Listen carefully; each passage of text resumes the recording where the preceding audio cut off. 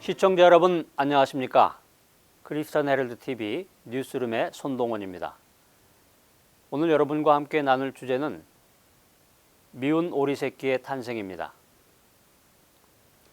퇴직하는 나이를 풍자한 신조어인 오륙도와 사오정의 유모가 나왔을 때만 해도 우리는 서로 웃을 수 있었습니다.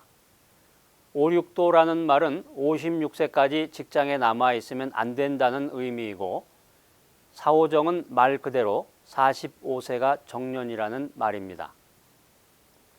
그리고 그 유모가 과장된 것이라고 사람들은 믿었습니다. 그런데 앞서 나가는 IT 최대 기업에서 30대까지 명예퇴직 대상에 포함시킨다는 뉴스가 나오면서 우리 모두를 깜짝 놀라게 했습니다. 최근에 38선이란 신조어가 등장했습니다. 38세가 되면 선선히 퇴직을 받아들인다라는 말입니다. 오륙도, 사오정, 그리고 38선이란 신조어가 현실화되는 것을 보면서 30, 40대의 직장인들은 씁쓸한 웃음을 지을 수밖에 없습니다. 그러나 퇴출 나이 신조어는 여기서 끝나지 않았습니다. 38선에 이어서 사람의 신체 온도와 정년 시기를 풍자한 36.5도라는 말이 등장한 것입니다. 체감 정년이 36.5세라는 말입니다. 그리고 최근에 한국의 직장인들의 퇴출 시기가 35세부터 시작된다는 통계가 발표됨에 따라서 350이라는 말이 떠돌기 시작했습니다. 35세만 되어도 직장을 떠나야 한다는 의미입니다. 이처럼 경기 침체가 지속되면서 조기 퇴직과 관련된 자조 섞인 신조어들의 행진이 이어지고 있습니다. 요즘 경제가 어렵고 살기가 힘들다고 아우성입니다. 전 세계적인 불황이라고 말하는 사람도 있습니다. 작년에 영국 일간지 파이낸셜 타임즈는 세계은행이 주관한 국제비교 프로그램의 전망을 토대로 해서 중국이 미국을 제치고 세계 제1위의 경제대국으로 올라설 것을 전망했었습니다.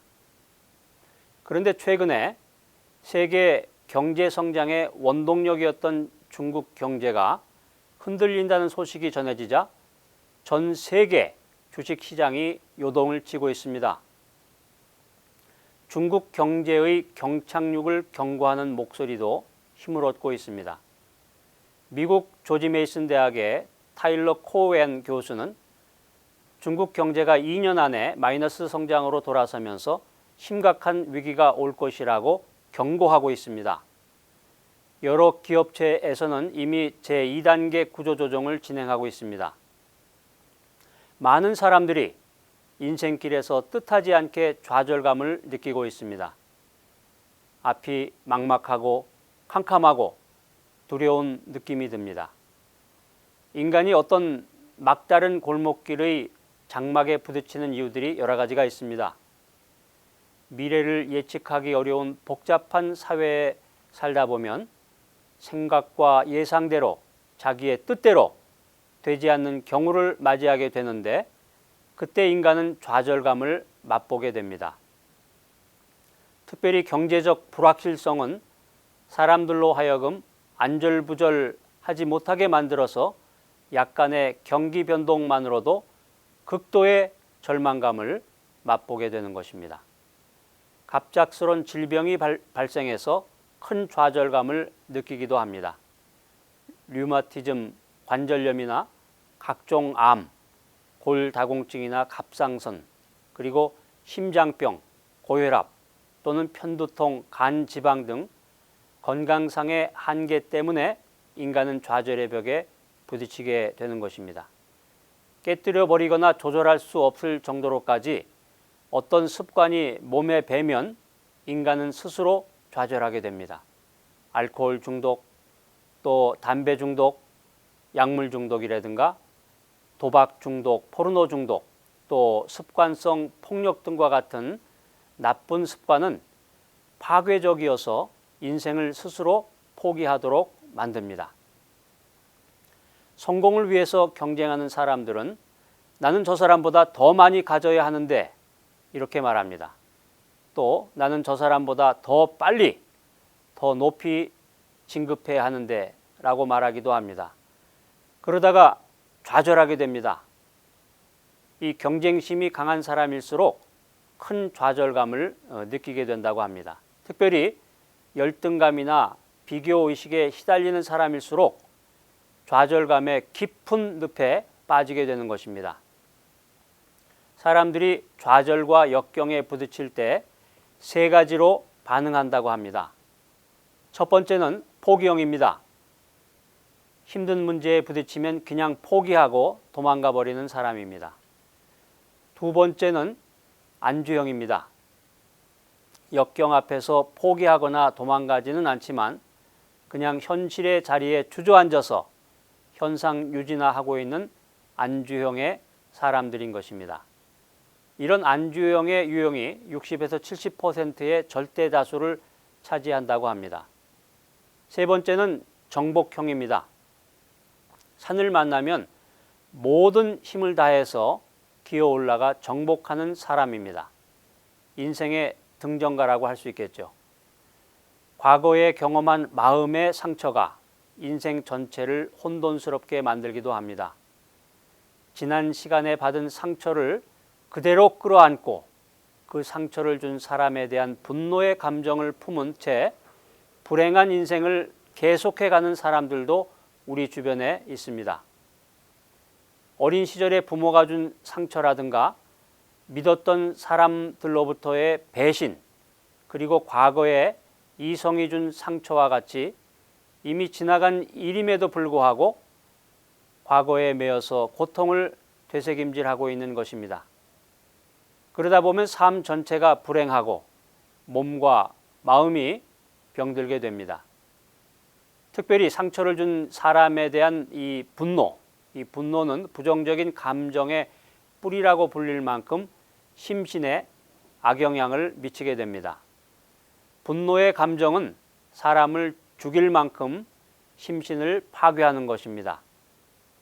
그래서 분노는 몸과 마음을 파괴하는 부정적 감정의 뿌리라고도 불립니다. 분노와 마음의 상처로 인생을 산다면 그 부정적 감정을 없애지 않는 한 결코 행복한 삶으로 나아갈 수 없습니다. 분노의 굴레를 벗어나는 길은 하나밖에 없습니다. 그것은 바로 용서입니다. 모든 일과 모든 사람에 대해서 용서하는 것이 과거로부터 진정 자유로워지는 길이며 내면의 상처를 치유하는 근원적인 방법인 것입니다.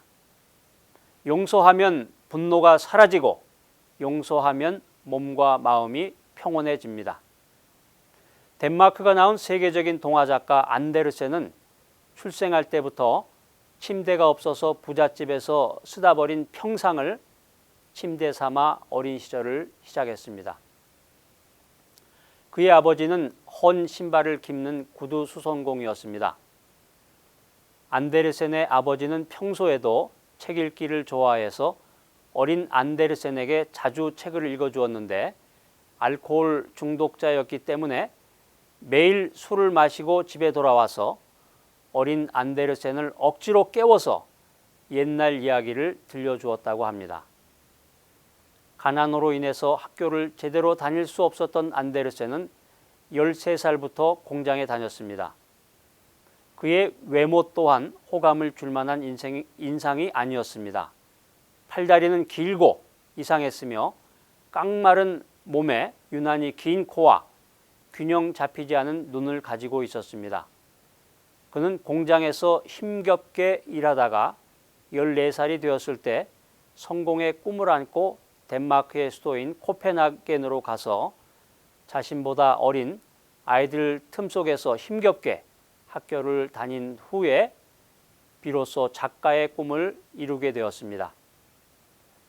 성장 환경이나 외모나 어느 것 하나 자랑하거나 사랑받을 만한 것이 없었던 안데르센은 작가로서 존경받을 만한 위치에 오르게 되었을 때 이렇게 말했습니다.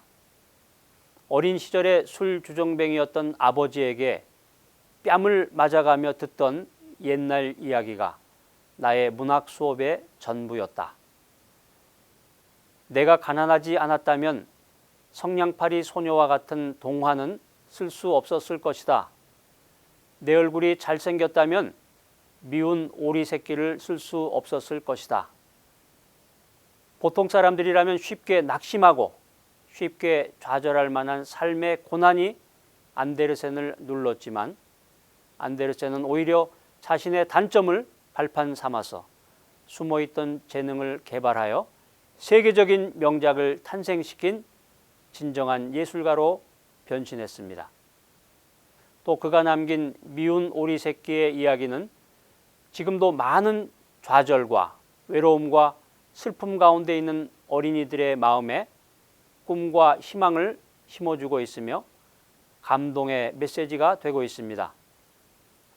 어떤 상황 속에서도 좌절하거나 절망하지 않고 아름다운 언어로 세상에 귀한 선물을 남긴 안데르센을 미운 오리 새끼로 기억하는 사람은 지금 아무도 없습니다. 지난날에 받은 상처나 고통이 아직도 여러분을 짓누르고 있습니까? 그렇다면 안데르센의 삶을 생각해 보시기 바랍니다. 안데르센은 과거의 슬픔을 발판 삼아 위대한 예술가의 경지로 날아올랐습니다.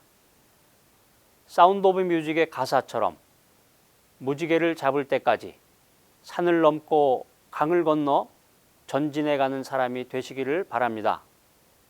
어떤 험난한 장벽이나 좌절 앞에서도 결코 뒤로 물러서지 않는 역경지수가 높은 사람이 되기를 바랍니다.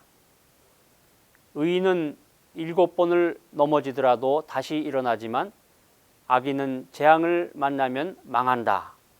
잠언 24장 16절 말씀을 여러분과 함께 나누면서 이상 크리스찬 헤럴드 TV 뉴스룸에서 손동원이었습니다.